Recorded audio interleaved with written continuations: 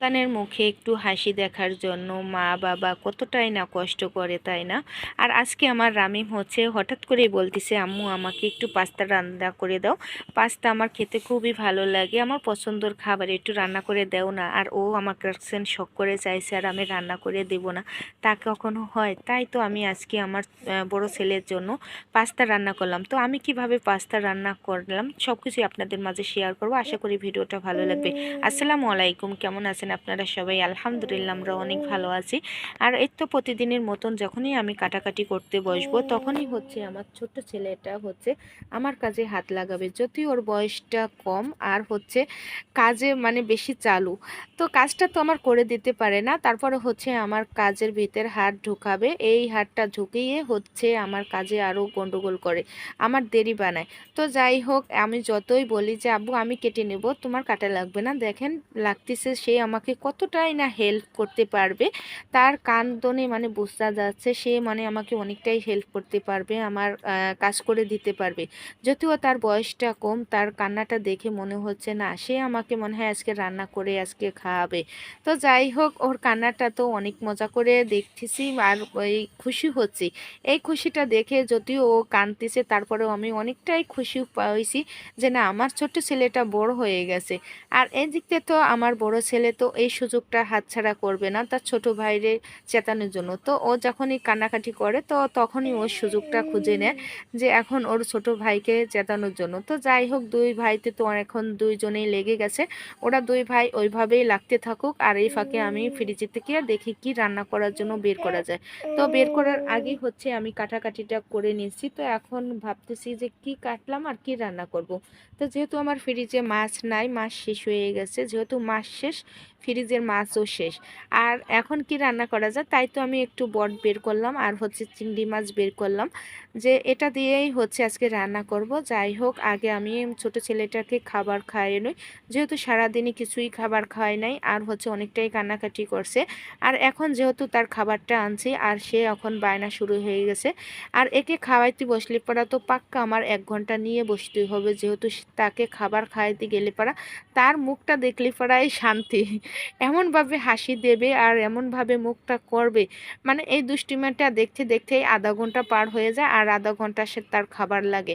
তার মুখের ভিতর খাবার দিলে পড়া তো খাবার তাড়াতাড়ি শেষ হবে না, আর হচ্ছে যখনই আমি খাবারটা আনবো তখনই হচ্ছে কিছু না কিছু হাতের ভিতর মুখের ভিতর রেখে দেবে। তো যাই হোক, এদিকটা আমি হচ্ছে ভাত আর হচ্ছে ঈদ চড়াই দিলাম। এই যে আমার ছেলে হচ্ছে এই খেতে চাইছিল পাস্তা, আর আমি এর ভিতরে লুডুসও দিলাম, পাস্তার ভিতরে লুডুস দিয়ে রান্না করলে পরে খেতে অনেকটা ভালো লাগে। তো যার কারণে আমি আগে থেকে ভাত আর পানি সেদ্ধ বসিয়ে দিয়েছিলাম, এখন হচ্ছে লুডুস আর পাস্তা ঢেলে দিলাম একসাথে সেদ্ধ হওয়ার জন্য একসঙ্গে। তো যাই হোক, এদিকটা আমার কাটাকাটি হয়ে গেছে, যেহেতু আমি অনেক আগে কেটে রাখছিলাম, আলুগুলো একদমই কালো হয়ে গেছে, আর হচ্ছে চিংড়ি মাছ ওগুলি সব কিছু ধুয়ে টিয়ে এখন এক জায়গায় রাখিয়ে দিলাম। এখন এই যে বটটাও বের করে রাখলাম, আর এই গরুর মাংস দিয়ে হচ্ছে আমি পাস্তাটা রান্না করব। অনেক দিন পরেই আজকে পাস্তাটা রান্না করব, যেহেতু রামিম অনেক দিন পরেই বলতেছে, ও যখনই চায় খেতে তখনই আমি রান্না করি।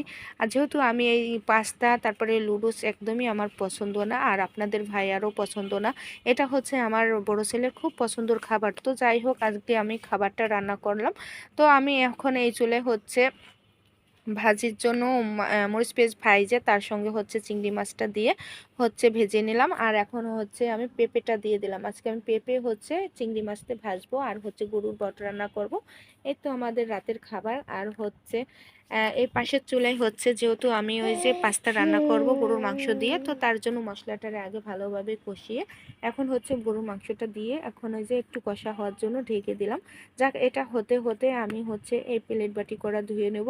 যাক, এটা কষা ভালো মতন হয়ে আসছে, আর এই পাশের চুলায় হচ্ছে ভাজিটা যেহেতু হয়ে গেছে, আর এখন ওই যে আমি পটের জন্য মশলাটা ভালোভাবে একটু কষিয়ে নেব। যত ভালো কষা হবে তত ভালো রান্না হবে, কষার ঘেরানে হচ্ছে রান্নার স্বাদটা যেন দ্বিগুণ বেড়ে যাবে। আর এদিকতে হচ্ছে আমার ছোট ছেলেটা অনেকটাই কান্নাকাটি করতেছে, তো যার কাছে নিয়ে ও একটু দৌড়ে দৌড়ে যাচ্ছে আর হচ্ছে কাজটা গুছিয়ে নিচ্ছি। মা হওয়া কি মুখের কথা বলেন, যখন বাচ্চারা কোনো কিছু আবদার করে তখন কিছু না দিতে পারলে পড়া তো অনেকটাই কষ্ট লাগে, যার কারণে এক বাচ্চা হচ্ছে কান্না করে আর এক বাচ্চা হচ্ছে খেতে চায়।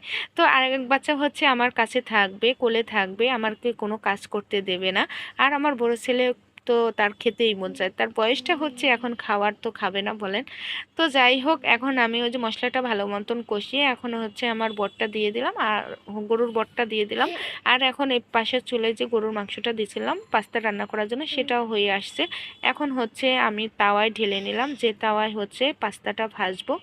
আর আগে যে বাটিতে রান্না করছি কড়াইতে, সেটা বাদ দিয়ে এখন হচ্ছে আমি তাওয়ায় ঢেলে নিয়ে এখন ভালো মতন একটু কষা কষা করে যখনই তেলটা ভেসে উঠবে, তখনই আগে থেকে যে পাস্তা আমি সিদ্ধ করে রাখছিলাম সেটা এই যে এখন দিয়ে দেবো। তো এখন এই যে পাস্তাটা অনেকটাই জমাট ধরে গেছে, এখন একটু ভালো মতন ছাড়া ছাড়া করে তারপরেই হচ্ছে আমি দিয়ে দেবো।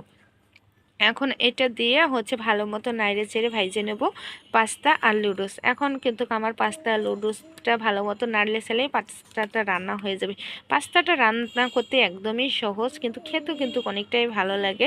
বাচ্চাদের, বিশেষ করে বাচ্চাদের বেশি পছন্দের খাবার। তো যাই হোক, শেষকালে আমি একটু ম্যাগি মশলাও দিয়ে দিলাম। ম্যাগি মশলাটা দিলে পরে জন্য স্বাদটা একটু দ্বিগুণ হয় আর খেতেও ভালো লাগে মুখের। তো যাই হোক, ভালো যেটা লাগবে সেটাই হচ্ছে বাচ্চাদের মুখে তুলে ধরবো। আর হচ্ছে বাচ্চাদের খেতেও ভালো লাগবে, মা বাবা এর চেতে আর বেশি কি চাই বলেন তো। তো যাই হোক, পাশের চুলায় কিন্তু আমার হচ্ছে এই বটরানাটাও শেষ পর্যায়ে চলে আসছে। এখন ভালো মতন একটু কষা কষা করতেছি, তারপরেও হচ্ছে আবার একটু পানি দেবে, এই পানিটা শুকালে পড়া। তো এটা শুকাতে শুকাতে হচ্ছে আমার যত কাজ আছে, তো আমি সেটাও করে নিচ্ছি। আর হচ্ছে যেহেতু আপনাদের ভাইয়া হচ্ছে সকালে আজকালকে রুটি নিয়ে যাবে, অনেক ভোরবেলা যাবে, তো ফোন দিয়ে বলতেছে যে তুমি আমার জন্য কয়েকটা রুটি বানিয়ে রাখো, সকালে নিয়ে যাব, ভাত নিয়ে আর দেরি আর হবে না। তো যাই হোক, আমি চুলায় আবার হচ্ছে আটাটা কাড়িয়ে নিলাম। মানে কাজের উপরে থাকতেই হয়, একটা না একটা কাজ আছেই মেয়েদের। দেখেন, আমি এক ঘন্টা আপনাদের মাঝে তো আমি 10 মিনিটের ভিডিও বানাই।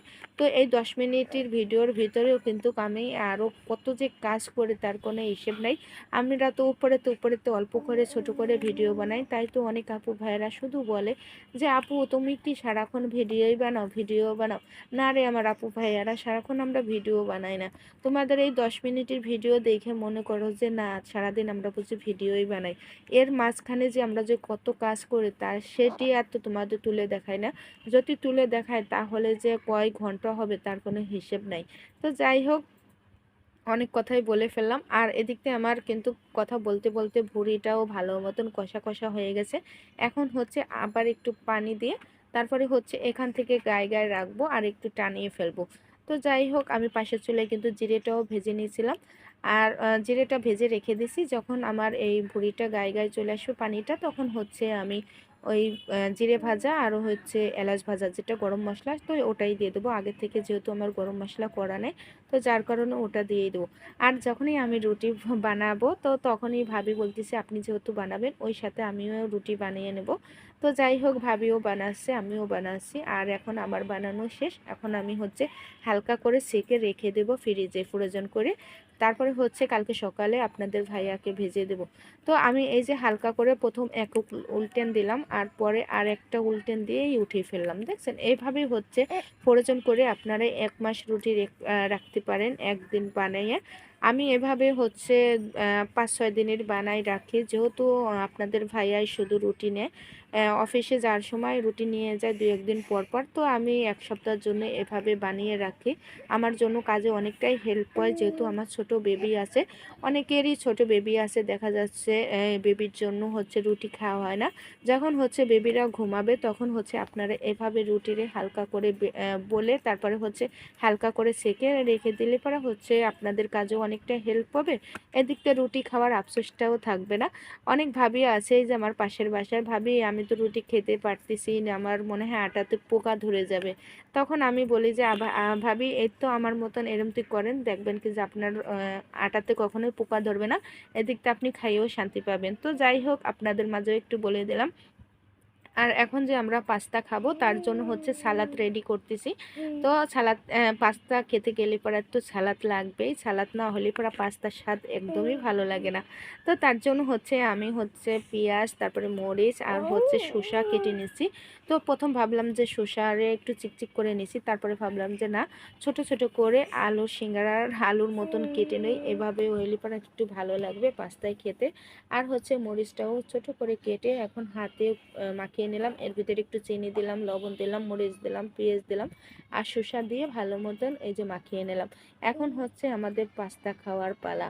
তো এখন কিন্তু পাস্তার স্বাদটা দ্বিগুণ বেড়ে যাবে। আর এদিকে গরুর মাংসটা দিয়ে রান্না করছি, সত্যি বলতে আজকের পাস্তাটা মনে হয় অনেকটাই মজা হবে। আর এদিকতে রামিম তো আর তস মানছে না, রামিম তো মাংসটা নিয়েই খাওয়া শুরু করতেছে। যাই হোক, আমি এখন প্লেটে প্লেটে বেড়ে নেব তিনজনের জন্য, যতটুক যে খেতে পারবে।